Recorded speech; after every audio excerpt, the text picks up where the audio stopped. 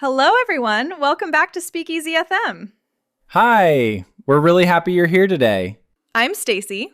And I'm Ian, and on this channel, we help you practice real, everyday English. The English people actually use in real conversations about real topics.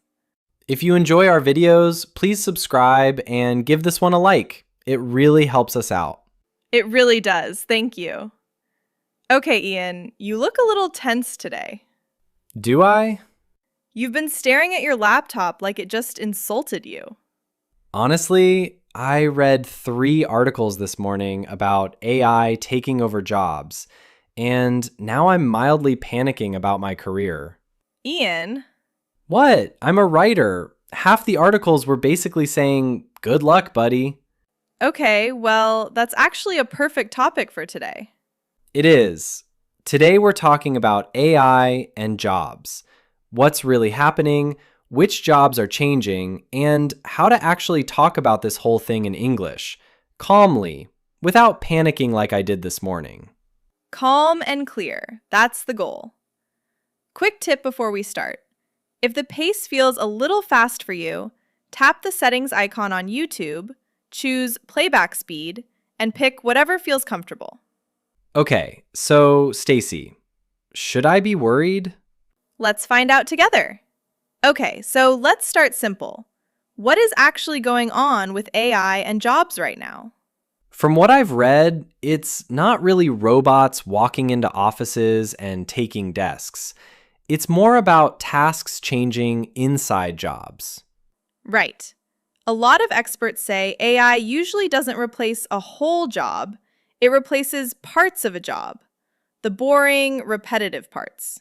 So instead of one person doing everything by hand, AI helps with some of it, and the person focuses on the rest. Exactly. Think about it like a kitchen. AI is like a new machine that chops vegetables really fast. The chef still cooks the meal. The chef still decides what tastes good.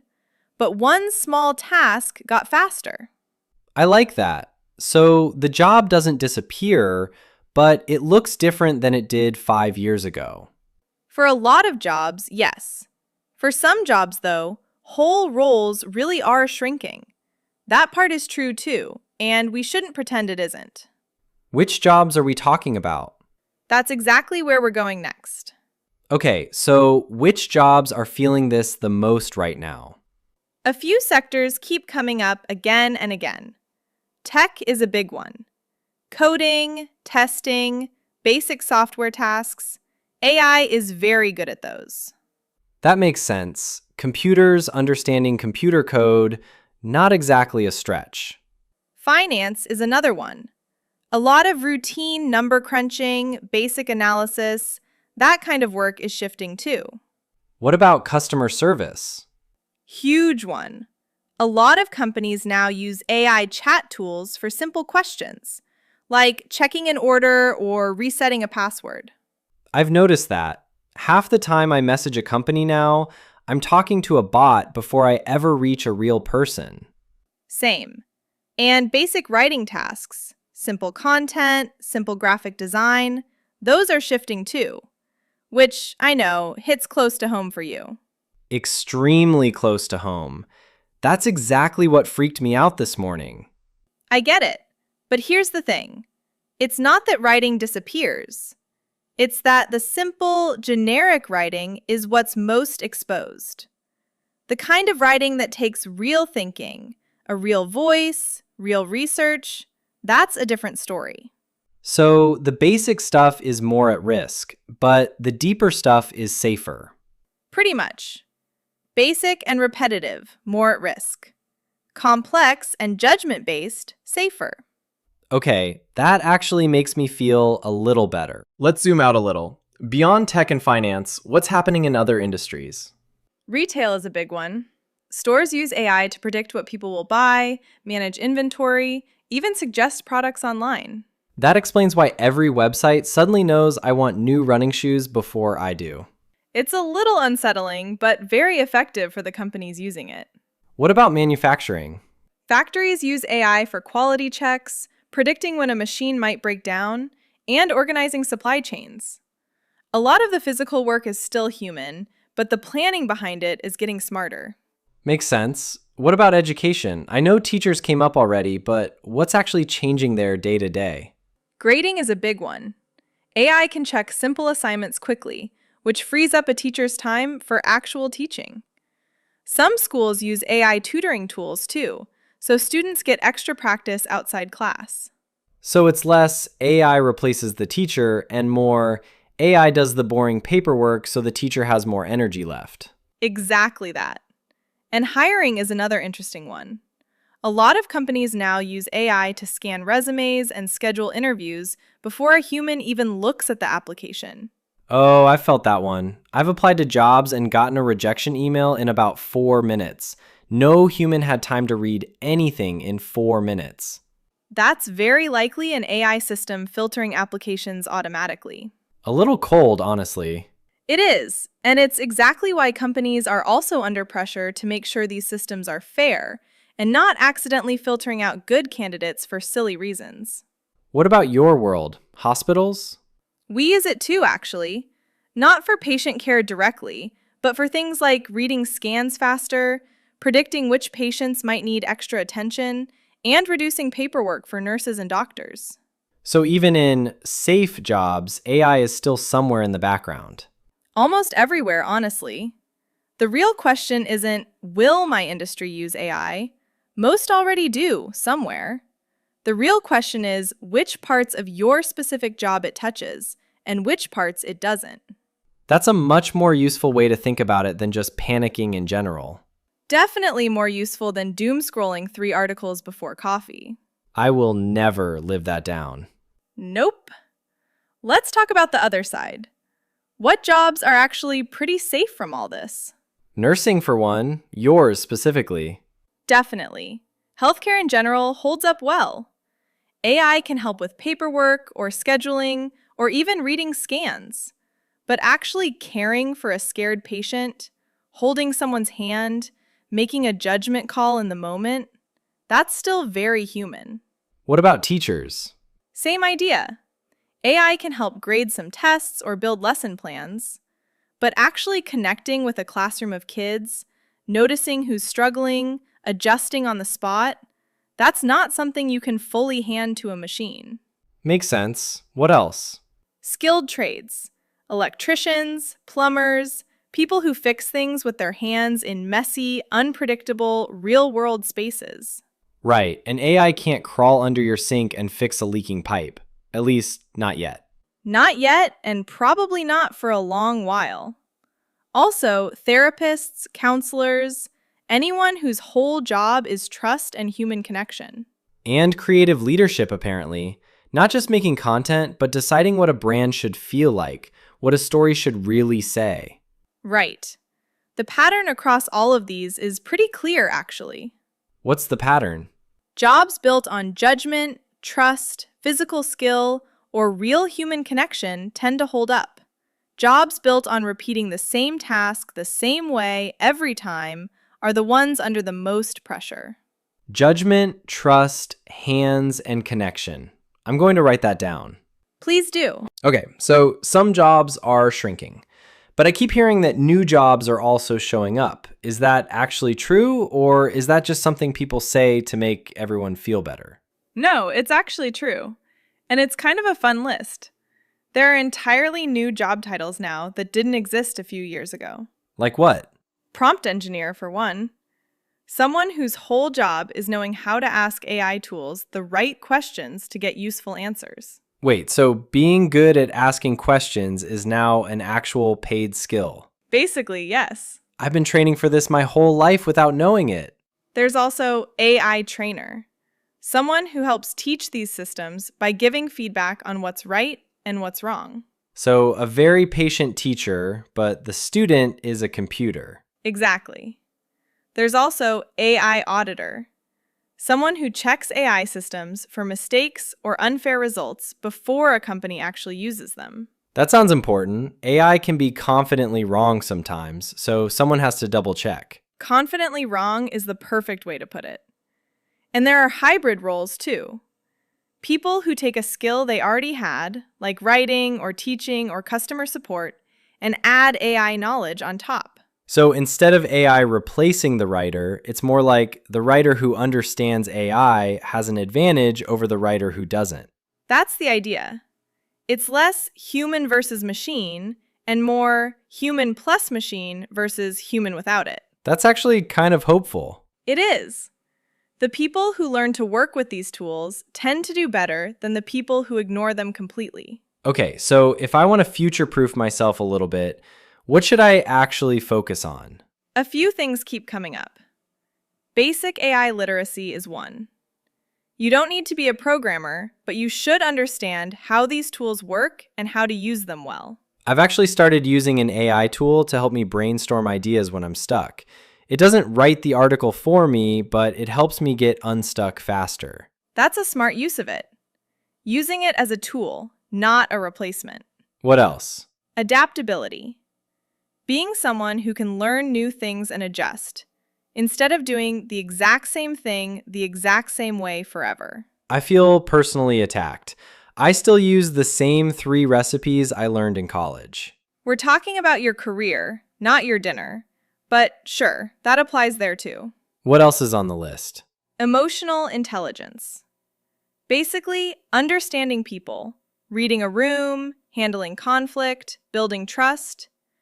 AI still isn't great at that part. Good, because that's the one area where I actually feel confident. And deep expertise in whatever your actual field is. AI knowledge on its own isn't that valuable.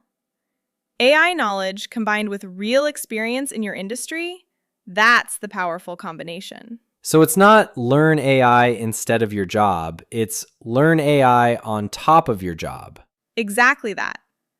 Let's talk about the emotional side for a second, because I think that matters just as much as the facts. Honestly, a lot of people feel nervous, uncertain, like the ground under their career is moving a little. That's such a real feeling, and it's a completely normal reaction to a big change. How do you usually respond when people bring this up with you? Do patients or coworkers ever ask you about it? Sometimes, and I try to be honest. Not overly positive and not overly scary either. I usually say something like, some things will change, some things won't. And staying curious is better than staying afraid. I like that. Staying curious instead of staying afraid. What about you? How do you talk about it with other writers? A lot of us went through a rough patch of panic, but honestly, the ones doing okay now are the ones who leaned into it a little, learned the tools, figured out what AI is actually good at and what it's not. That's a really healthy way to frame it. Not pretending nothing is changing, but also not freezing up because of it. Exactly. It's less scary once you actually understand what's happening, instead of just reading a scary headline.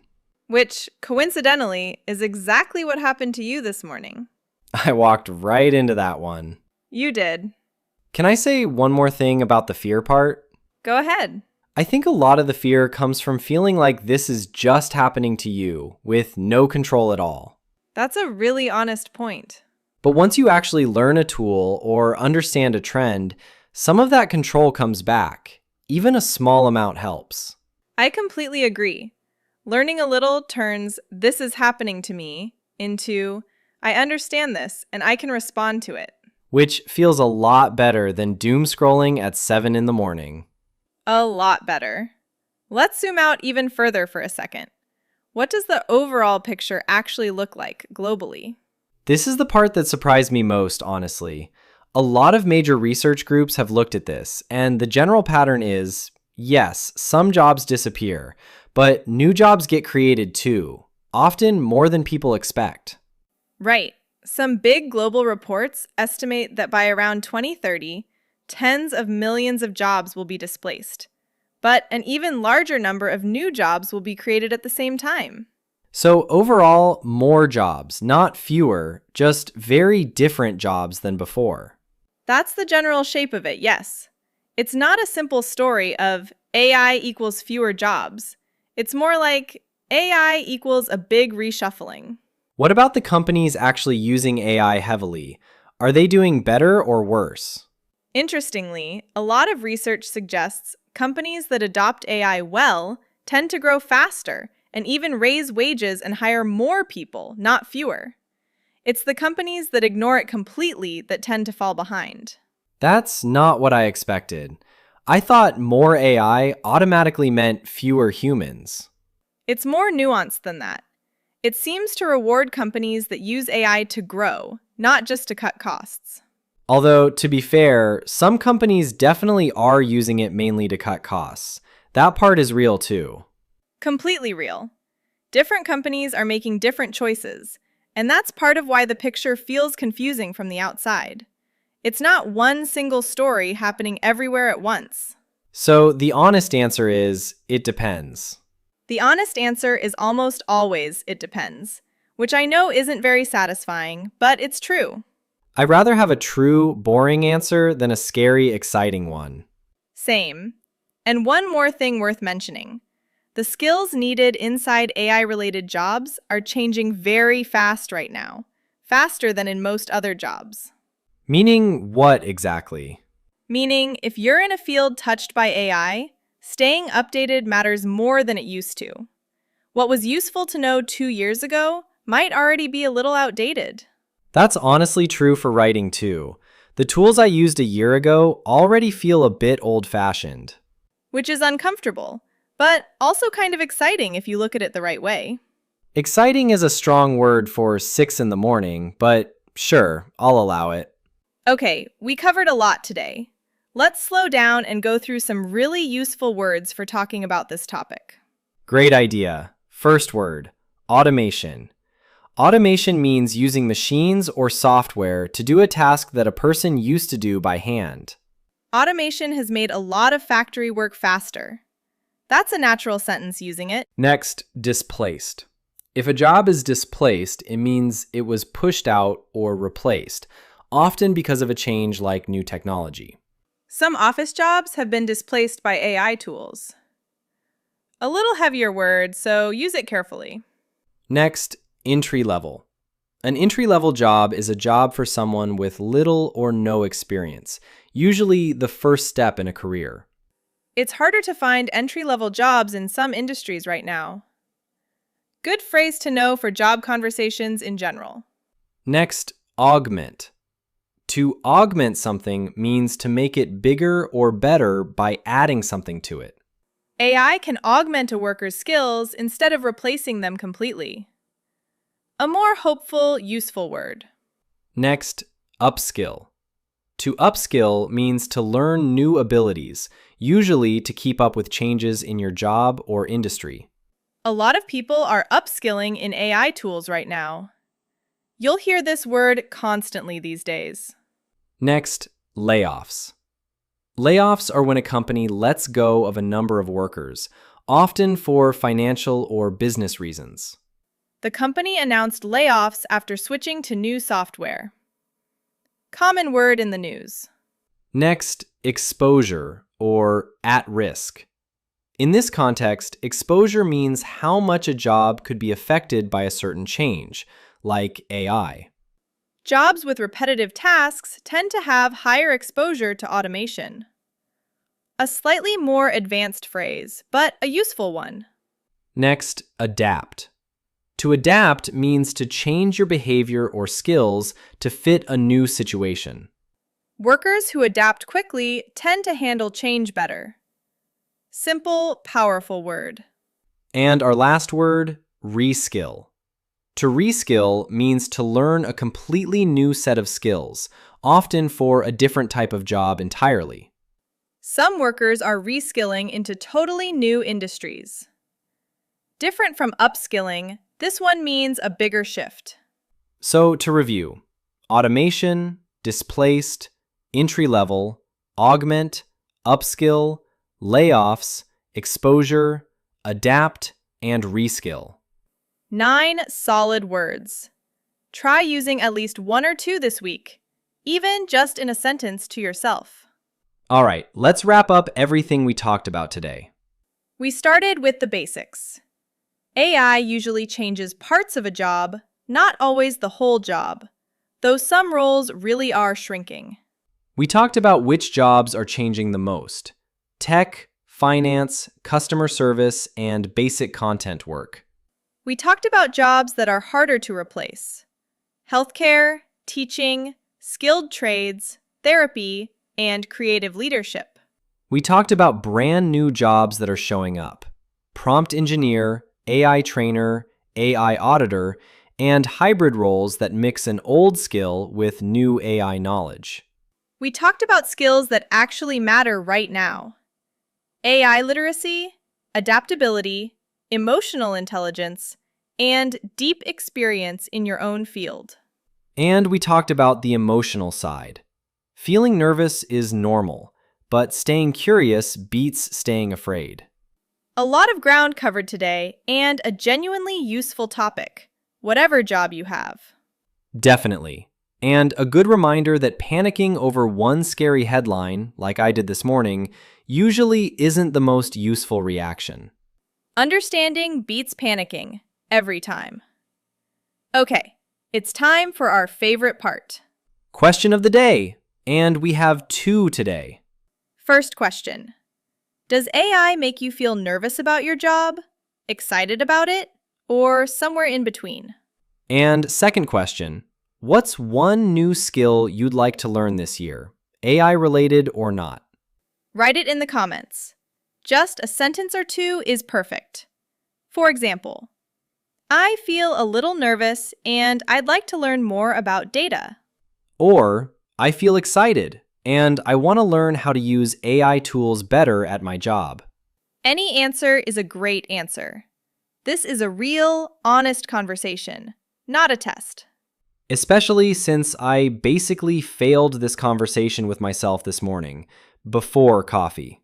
We read every single comment. Every one. And we genuinely love hearing how you all see this stuff. Thank you so much for spending time with us today. This was a genuinely useful one for me too, honestly. I feel less panicked than I did this morning. Good. If you enjoyed this video, please give it a thumbs up and share it with someone thinking about their own career right now. And subscribe to SpeakEasy FM so you don't miss our next episode. New videos every week. Remember, change is uncomfortable, but understanding it is always better than ignoring it. Stay curious, keep learning, and maybe don't read 3 scary articles before your first coffee. Solid advice. From both of us, Keep learning, keep practicing. and have a wonderful day. Bye, everyone. Bye!